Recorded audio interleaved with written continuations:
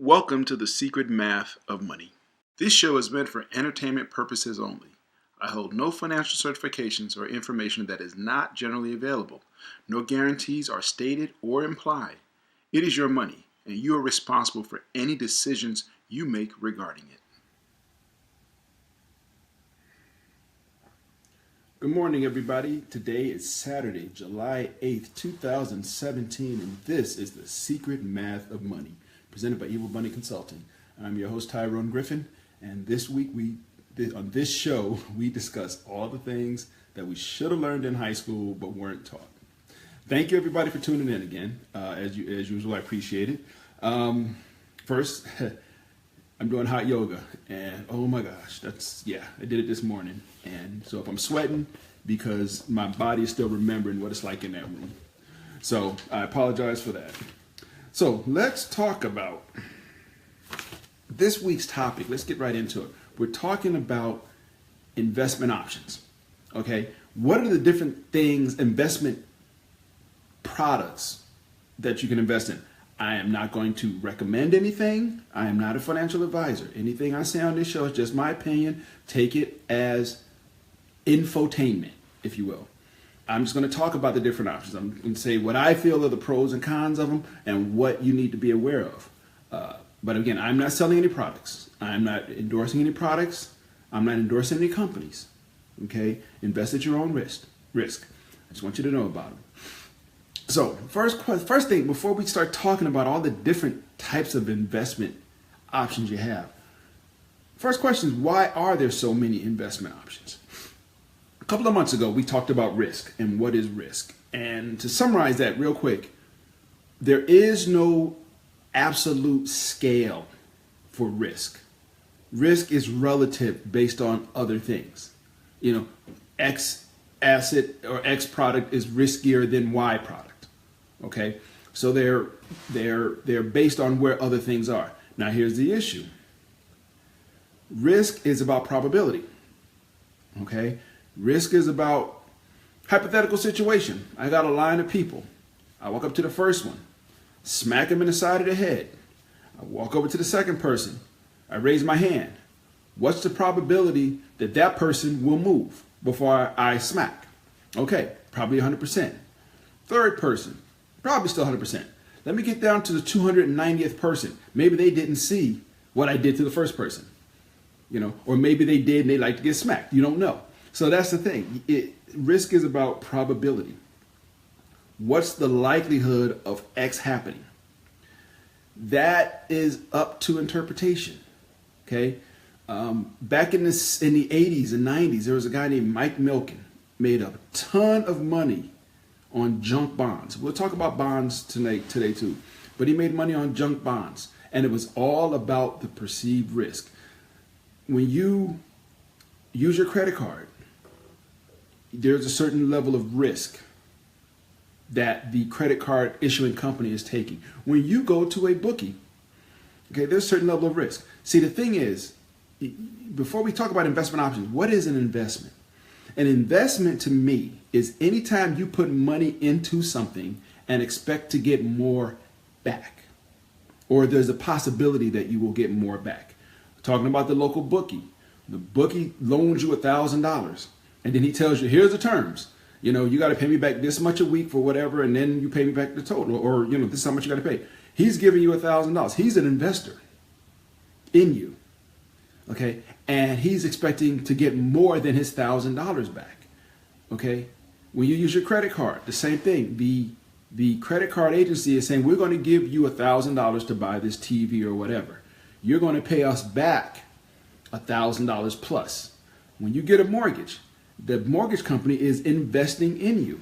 They're giving you something and expecting to get more back. So let's just be clear. That is what an investor is. That's what an investment is. Like I was saying, this guy Mike Milken made a ton of money on junk bonds because the risk was very high. But if the companies did fulfill their obligations, the people that took that risk made out like bandits because they took on risk. Their expected return was more. So when you look at all the different investment options, it's not like a supply and demand curve. it's more of a, as your risk increases, your expected or potential return should also increase. Okay, so that's why you have so many different investment options, because different levels of relative risk are what some people are comfortable with, different levels of risk. And if they're saying, well, there's more risk here, I expect more return. That, in a nutshell, that is basically what it comes down to. Okay. So when you get charged an interest rate, when the credit card company picks your interest rate, because they're taking a risk and they're saying, well, if you are a higher risk, then we're going to charge you a higher rate. We expect more in return. Okay.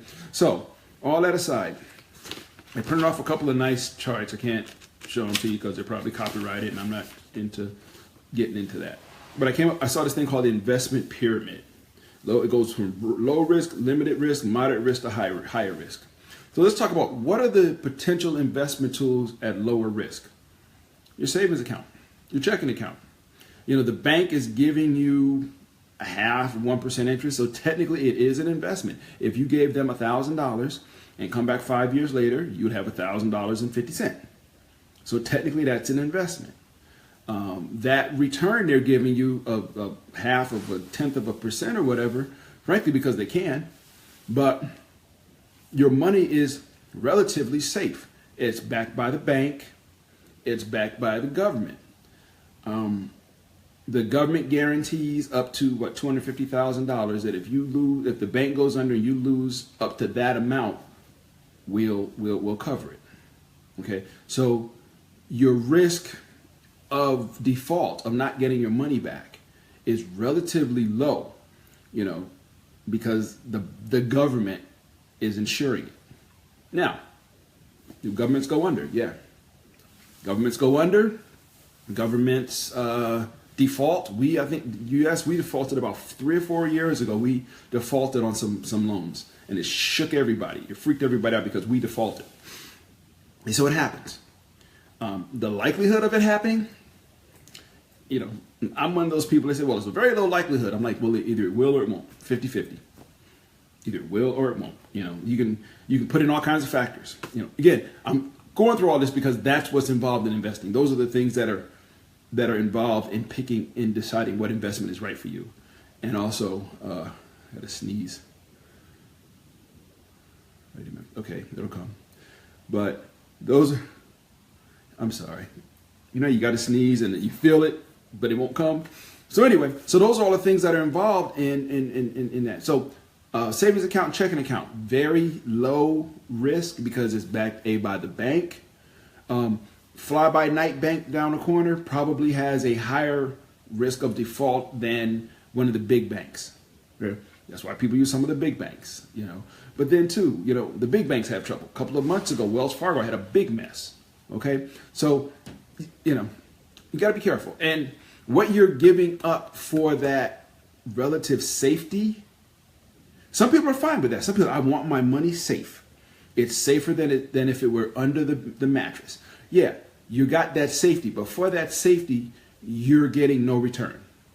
If you're fine with not getting return for your money, okay, stick it in a regular bank account, savings account, checking account, and be done with it.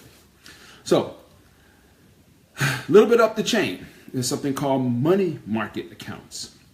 Now, money market accounts have interest rate is generally higher than a savings account. What's the trade-off? Because you can, take your money out. What is the trade-off with a money market account?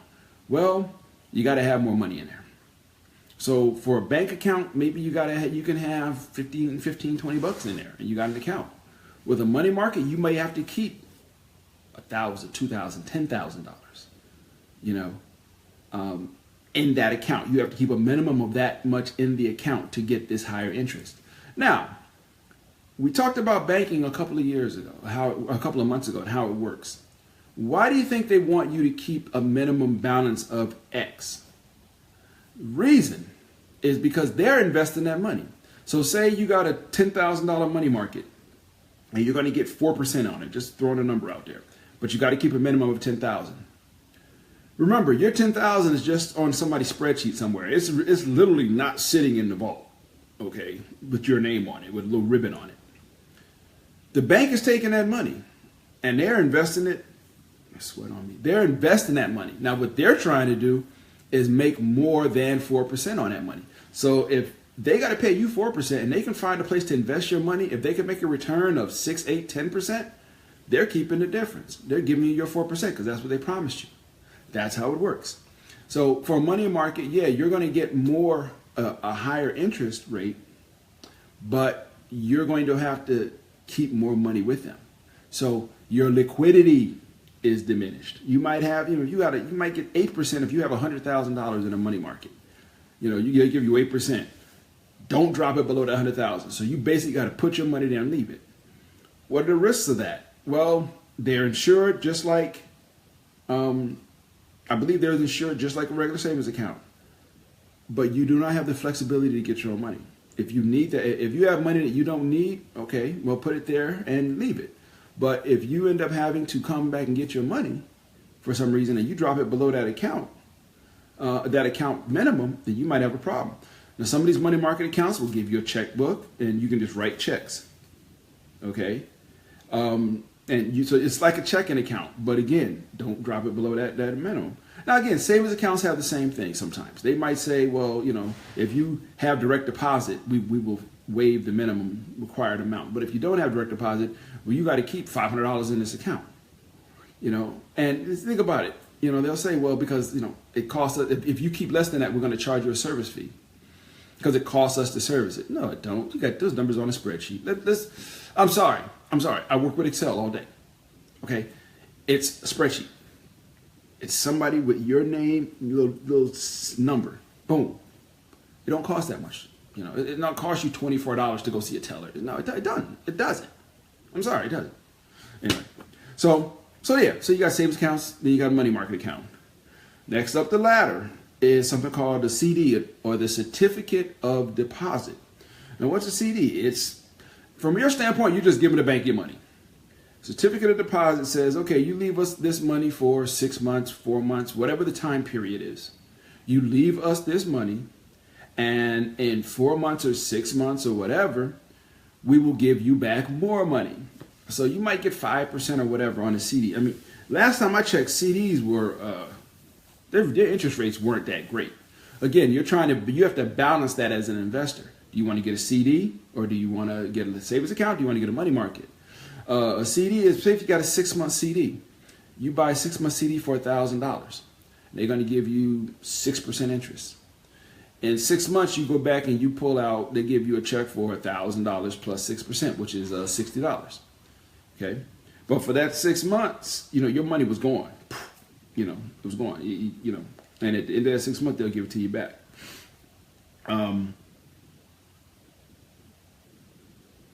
The bank asks you, their CDs are fixed terms up to 3 or 4 or 5 years. The longer the time period, it better have a higher interest rate because your money is being tied up for a longer period of time. Okay, you want me to give you my money and you're going to give it back to me tomorrow. Okay, I'm not going to expect that much interest. But if you're going to give me this money back in a year or two, or 5 years, I'm not going to get my money, then I expect a higher interest rate. Okay, so that's kind of how it works. Okay, so yeah, you see how these different products, depending on how long before you're going to need the money.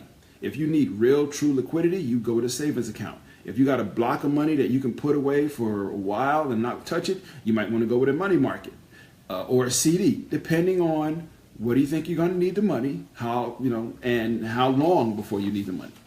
So that's how CD works. So again, this is why there's so many different products on the market, because people have different needs for their money, right? But they're all investments. Now we get into some of the U.S. Treasury securities. Now, Treasury securities are backed by the government, so theoretically they are safe. Okay, it's a relative term. I'm sorry. Backed by the full faith and credit of the United States. The let's be honest, the reason we use money is because the government will accept it for our taxes. The government said, you know what, we're not going to accept dollars anymore. We want oranges. Dollars become worthless tomorrow because you can't pay your taxes with them. So it's something to think about.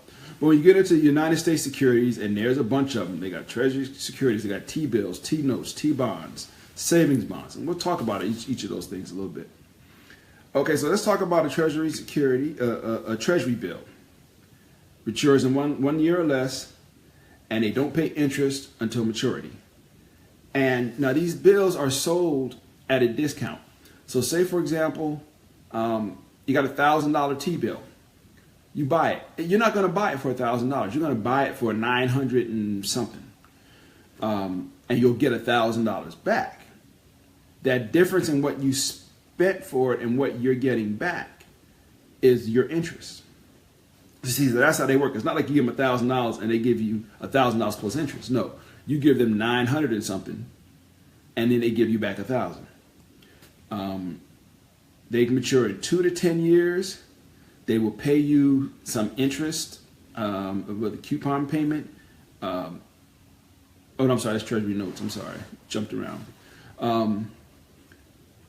They pay interest at maturity. So again, you put that money in, you don't see anything until the time of maturity. If it's a 2-year note, in 2 years, you get your money.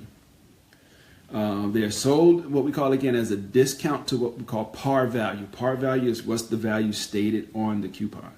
It's $1,000 or whatever. But they're sold at a discount to that. And that discount makes up the interest. So you'll get $1,000 back, but you'll pay 9 and change. And that difference, again, will be will correlate to the interest that is stated when they're selling. Okay, so government bonds, that's how government stuff is sold. It's not sold above the par. It's like, here's the par value, we're going to sell it down here, and we're going to give you back this. Okay, Treasury notes, those are a little longer. They are like 2 to 10 years. Again, all this stuff depends on when you need your money, how much risk you're willing to take. For some people, the government virtually has no risk. Okay, they say, oh, government, hey, they're not going to default. So you get to Treasury notes. And they mature in 2 to 10 years, and they have a payment, a coupon, what we call a coupon payment, every 6 months. So example, somebody buys $1,000 Treasury note for $950. They collect interest of 3% for a year, and then at the end of the time, they get they'll get their $1,000 back. But over that time, they've gotten $1,000 plus all those coupon payments every month. Or every 6 months, okay? See, that's how it works. It's kind of backward math, but it makes sense. So that's Treasury notes. Treasury bonds, or T-bonds, long bonds as they call them, they mature in 20 to 30 years. And they have a coupon payment, again, every 6 months, but they're longer term, okay? You want your money, you don't need your money for 30 years. These are the kind of savings bonds, we'll get to savings bonds in a minute, but this is the kind of stuff people buy when their kids are born. They'll buy them $10,000 worth of these bonds or whatever, and know that in 30 years, their kid is going to get 10 grand. Okay, plus all the coupon payments every 6 months. Okay, so it's a long term. Okay, that's a very long term thing. They get into stuff like Treasury inflation protected securities, which I don't know what that is, and I'm not going to mess with it. I read up on it, and it's like, yeah. Basically, they fluctuate with the consumer price index, and I'm not messing with that. Now, remember, all these things are sold on the open market, and I would venture to say, as creative as Wall Street is, you got these Treasury bonds from the government, and you got somebody figure out a way to trade them without buying them. So, So now let's talk about savings bonds. Savings bonds, 20 years, and they continue their interest for 30 years. Those are the Series EEs. And the Series 1 bonds have a variable yield based on inflation. So let's go all kinds of like this. But yeah, that's what everybody gets the kid, savings bonds. The kid turns 4, whatever, parents, grandparents, start giving the kid savings bonds every year for his or her birthday. Okay. But they rate the Series I bonds, the rate resets every 6 months. Okay, so personally, I don't do any bonds. I I'm a stock person. We'll get to stocks in a minute. But I'm a stock person, and I told you why, because it's more risk, theoretically, but also better return. I'm all about getting returns. Okay, I don't have a big block of $10 million, and I'm like, okay, let me protect my assets. That's one of the things these kinds of things are good for. If you're trying to protect assets, you say, I have enough money, I just don't want to gamble it away. So let me buy a bunch of savings bonds or T-bills or something with a long-term maturity that I can put. Feel comfortable that the government will never go under. That I'll get my money every 6 months. But at the end of that 30 years, I know I still got my money.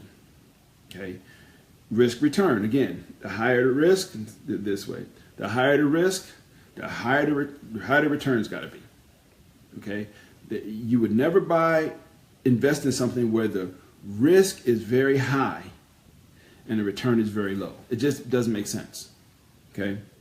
So, all right, next we have annuities. An annuity is a series of payments made at equal intervals, usually once a year, once every month or something.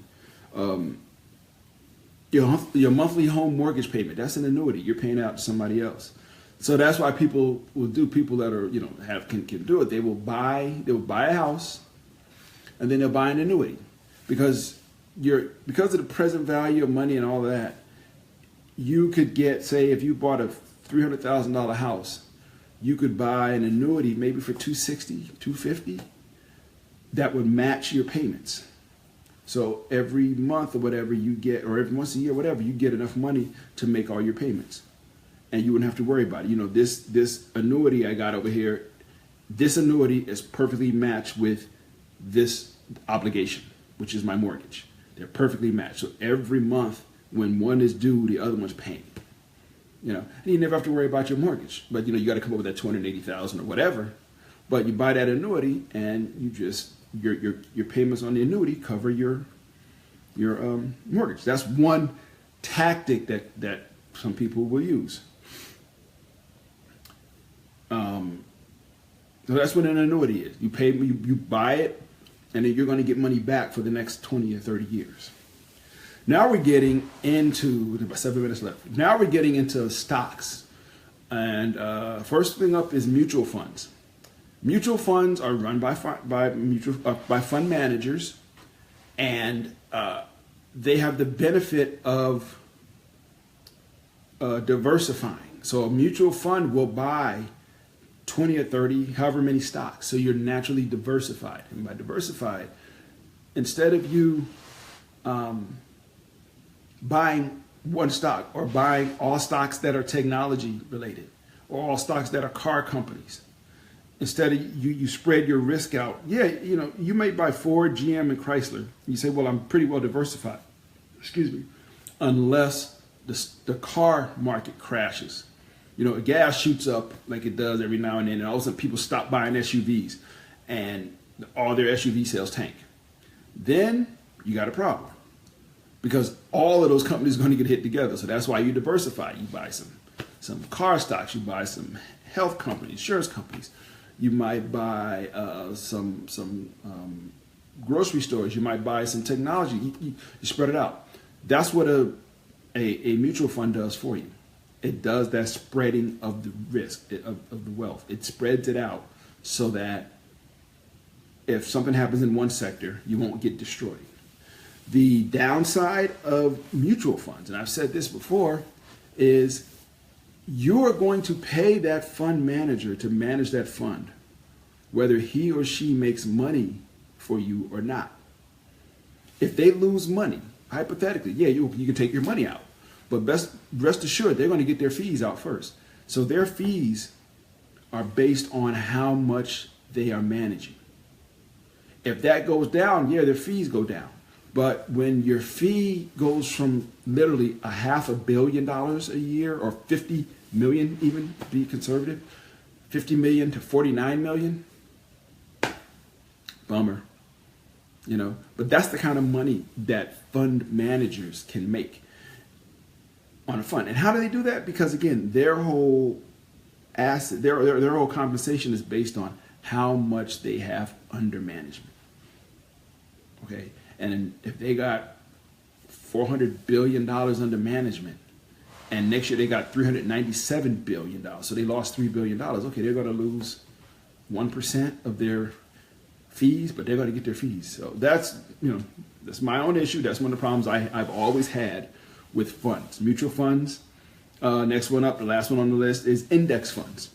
And index funds are designed to follow certain preset rules that the fund tracks a specific basket of underlying investments, tracking the prominent indexes like the S&P 5000, the Dow, or something like that, the Nikkei. These funds might be set up to mirror those indexes. So if the Nikkei shoots up 40% one day, that index fund should also shoot up 40% because it's indexed to that fund. Me personally, I think it's just lazy. And I'm sorry, I tried to sit here and think about what word I want to use. I think it's just lazy. I have a lot of respect for fund managers. I have a lot of respect for their knowledge. But at the end of the day, a fund manager is not guaranteeing you anything. He is not, or she is not guaranteeing you any return. There are, last thing I'm going to talk about is stocks, which is what all these index funds and mutual funds, they're buying stocks. But these, a stock is probably the riskiest asset, other than, smacking a drug dealer. But, no, sorry. With stocks, you don't know what's going to happen. You literally don't know. The stock price has nothing to do a lot of times with the performance of the company, other than once a quarter when the company produces its earnings. Other than that, the stock price has nothing to do with the company. Tesla this week was downgraded, lost like 4%. I know because I own the stock and I'm a little ticked off about that because some financial advisor downgraded them from, I guess, buy to hold. And they lost 4%. So that's the thing about stocks. That's one of the biggest issues with stocks is they are susceptible to the vagaries of the market. That's always been, one of the biggest kicks. At the same time, they are also susceptible to the vagaries on the upside. I own iRobot, which makes those little Roombas, the ones that you put them on the floor and they vacuum your floor and you leave the dog poop on there and it runs it over, puts it everywhere. I own them. They went up like 8% one day, like a month and a half ago, because somebody upgraded them. Like they did nothing. The company did nothing. They woke up that morning and didn't do anything different, but a bunch of people said, you're worth 8% more. And so was I. Okay, that's how it works. So anyway, that's it. I went through a lot of them. I tried to just go through a lot of things. Wall Street, I didn't even touch a lot of the stuff on Wall Street because first of all, there's like a million different products they have. Number two, they have products that are named the same or named differently, but they're the same thing. And I'm not going to sit here and try to reverse engineer all the Wall Street products. Okay. I will say this, with all due respect to Wall Street firms, this is just my personal opinion. If they're trying to sell you something hard, hey Stacy, if they're trying to sell you something hard, rest assured they're making more money on that product than they're giving you. Rest assured they are making more money. Okay, they are making more money. If anybody is pushing hard to get you to buy any kind of investment product, rest assured they're making money on it. Nobody is going to push any product to you that they're losing money on. So don't ever forget that. Wall Street, they've made a business out of being opaque. They have made a business out of it. You don't understand. They keep it where you can't tell what's going on behind the wall. You don't understand what's going on with your money. I'm not saying they're ripping nobody off. They're services industry. So, but anyway, that's it. Hey Stacy, sorry you missed it. It's going to be on. You can catch the whole thing on Facebook Live. You can also catch this show. I'll be posting it on YouTube and in the Secret Math of Money channel. And it will also be later on today. It will be in the iTunes music store for free. So all the three places you can find this show: Facebook, iTunes, and YouTube. You can find these shows every week. So that's it. Those are just some of the investment options. I do the show every 2 weeks. If you have any questions, feel free to hit me up on Facebook with your questions. And if I can't answer it right then, I'll do the research and I'll answer it on the next show. I have no problem with that. I love that. I love questions because it makes me do my research. And it helps me to learn. So with that, everybody, 10 seconds left. Everybody, thank you so much for your time. I appreciate it. I will see you in 2 weeks. Again, remember, if you got questions, you can hit me on Facebook anytime. Take care, folks. Talk to you soon. Bye-bye.